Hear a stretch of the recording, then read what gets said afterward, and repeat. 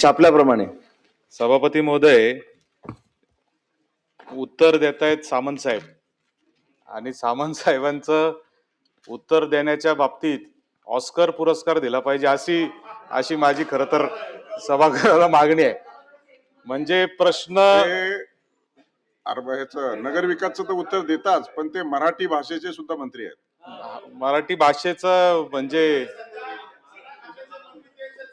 त्यांना ऍक्टिंग मधला पण पुरस्कार मिळाला पाहिजे असं माझं खरं तर. सभापती महोदय, हा प्रश्न नवी मुंबईच्या नवीन विमानतळाच्या संदर्भातला आहे. विमानतळ तयार केलंय. आपल्या सगळ्या इन्फ्रास्ट्रक्चर प्रोजेक्टच्या बाबतीत अशीच अडचण आहे. आपण प्रोजेक्ट तयार करतो आणि त्याच्या सोयी सुविधांसाठी नंतर बसतो काम करत. समृद्धीचं पण असंच झालं. समृद्धी रस्ता पूर्ण झाला आणि आता त्याच्यावर टॉयलेट, आता त्याच्यावर रेस्टॉरंट आणि वेस्ट साइड अम्युनिटीज आपण करतोय.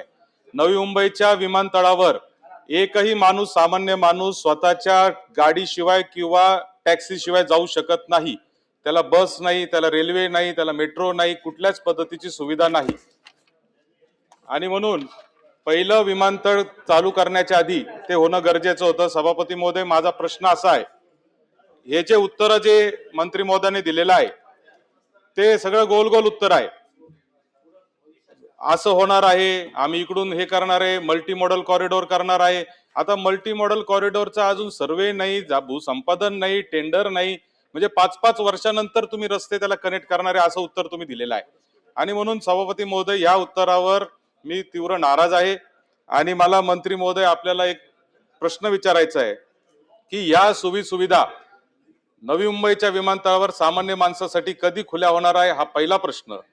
आणि वारंवार वर्तमानपत्रात सभापती महोदय एक बातमी येते की नवी मुंबईच्या विमानतळावर मोबाईलचं नेटवर्क सुद्धा चालत नाही.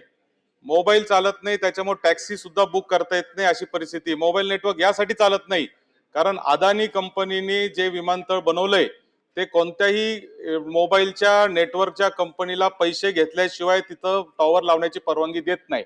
आणि आत्ताशी पहिल्यांदा काल तिथं एअरटेलनी टॉवर लावलेला आहे.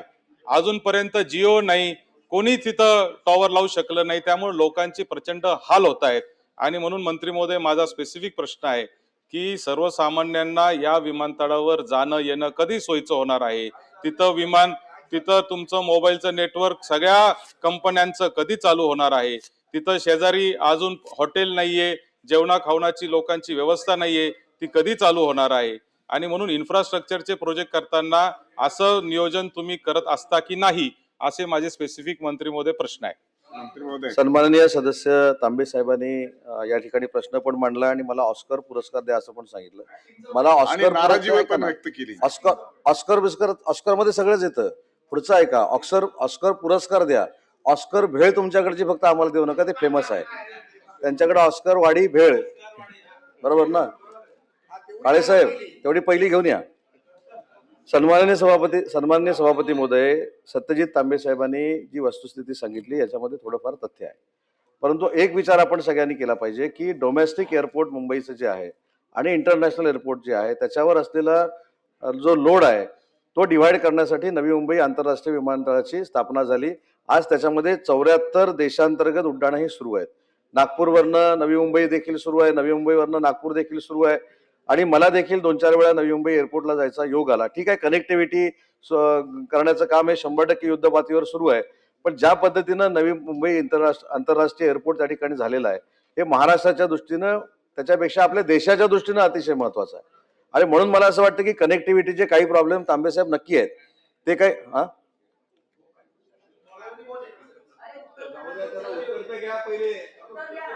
साहेब विक्रम काळे साहेबांना त्यांचं कार्यक्षेत्र नाही, विक्रम काळे साहेबांना त्यांचं कार्यक्षेत्र ठरवून देण्याची आवश्यकता आहे. एकही प्रश्न असा नाही की त्याच्यामध्ये ते बोलत नाहीत. आता हा न्याय मला सत्यजित तांबेंना देऊ दे. आता शिक्षकांचे प्रश्न असतील, विद्यार्थ्यांचे प्रश्न असतील, ते काळे साहेब तुम्ही मांडा ना. पण हे आता शिक्षक जी विमानानं जातात त्याची सगळी तिकीटं यांच्या मानधनातनं काढा. तर सन्माननीय सदस्यांनी जी महत्वाची भूमिका या ठिकाणी मांडली आणि त्यांना उत्तरामध्ये देखील दिलेलं आहे की मेट्रो 1 असेल, मेट्रो 2 असेल, मेट्रो 3 असेल, ही कामं सुरू आहेत. काही कनेक्टिव्हिटीचे रोड सुरू आहेत. ह्याच्यामध्ये 100% लवकरात लवकर कामं पूर्ण झाली पाहिजे. त्याच्यामध्ये तांबेसाहेब अजिबात दुमत असण्याचं काही कारण नाही आणि तशा सूचना नक्की दिल्या जातील. कारण आता जी फक्त 74 डोमेस्टिक उड्डाणं आपल्याकडे चालू आहेत ती भविष्यामध्ये जाऊन आंतरराष्ट्रीय उड्डाणं देखील सुरू होणार आहेत. त्याच्यामुळे महाराष्ट्रातल्या पॅसेंजरना जी सुविधा पाहिजे किंबहुना तशीच सुविधा आपल्याला आंतरराष्ट्रीय प्रवाशांना देखील द्यावी लागेल. या सगळ्या फॅसिलिटीज द्याव्या लागतील आणि या सगळ्या फॅसिलिटीज देण्यासाठी जे जे काय शासनाला करावं लागेल लवकरात लवकर ते आम्ही करू आणि तशा पद्धतीचे निर्देश देऊ. सचिन आहे. कुठचाही इन्फ्रास्ट्रक्चर क्रिएट करायच्या अगोदर किंवा आपण त्याला कनेक्टिव्हिटी हे महत्वाचं असते. आता आपण ती परळ, शिवडी आणि नावाशेवा हे दिले नाही. सभापती महोदय 12 लाख प्रवासीपैकी 8-10 लाख तर मुंबईतलेच आहेत. ती कनेक्टिव्हिटी केलेली नाहीये. त्याच्या परिसरामध्ये सिडको एवढा डेव्हलपमेंट करतो, एकही हॉटेल किंवा काही तिकडची सुविधा नाहीये. सभापती महोदय माझा स्पेसिफिक प्रश्न असा आहे की मुंबईतल्या लोकांना तिकडे जायला म्हणजे कधी कधी रश आरला माणूस दुबईला पोहोचेल सभापती महोदय, पण या नवी मुंबई एअरपोर्टला पोहोचणार नाही सभापती महोदय. जर कांदिवली बोरिवलीवरून जर जायचं असेल तर होणार नाही. सभापती महोदय हे अत्यंत महत्वाचा विषय या शहरासाठी. काय झालं सभापती महोदय, तोपर्यंत तुम्ही परवानगी द्यायला नाही पाहिजे होतं एवढे विमानं तिकडे करायला.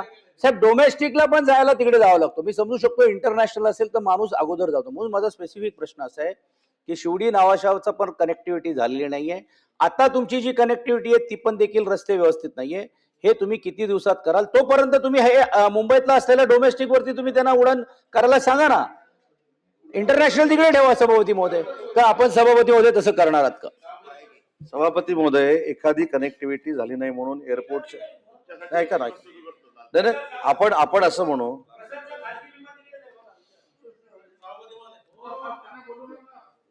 सन्माननीय सभापती महोदय, कनेक्टिव्हिटी नाही म्हणून उड्डाणं बंद करून दुसरीकडे शिफ्ट करणे हे काही योग्य नाही. त्याच्यामध्ये जे काही त्रुटी राहिल्या असतील त्या सुधारून ते लवकरात लवकर पूर्ण करणं ही शासनाची जबाबदारी आहे. आणि मी मगाशी सांगितलं की त्याच्यासाठी पाहिजे तर आपण एक विस्तारित बैठक देखील विमानतळाच्या परिसरामध्ये लावू आणि विमानतळाच्या परिसरामध्ये लावून सभापती महोदयांच्या अध्यक्षतेखाली लावू विमानतळाच्या परिसरामध्ये आणि काळे साहेबांना पण बोलू.